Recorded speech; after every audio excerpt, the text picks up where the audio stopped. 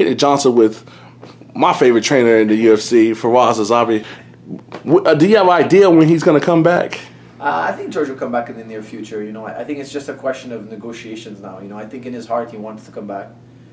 I think he's preparing. The thing is, George always trains. It's just a part of his personality. He's just not that kind of guy.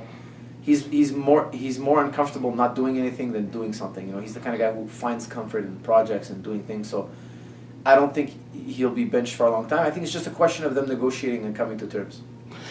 What do you think the landscape of the welterweight division now? You got people like Wonderboy Thompson rising up. Of course, Robbie's solidified himself, and you always got another Hendricks fight around him. It's a lot of interesting fights for George in his old weight class that he used to reign. Yeah, anything can happen. It's just such a crazy sport. Welterweight and lightweight, I think, is the most stacked divisions. But again, all the divisions are tough, and anything can happen. So when George comes back, we'll have to look at it because the whole welterweight division can change in one weekend.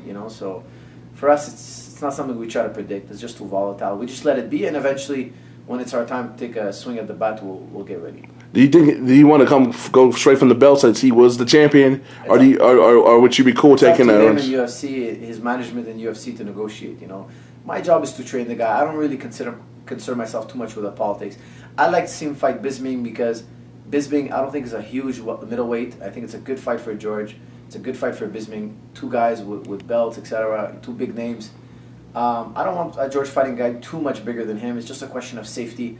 I think Bisping is a natural size. He's a natural fighter. He's a natural size guy. He's not overly big and muscular, and he's a good athlete, a natural athlete, and I think it's a good fight between the two.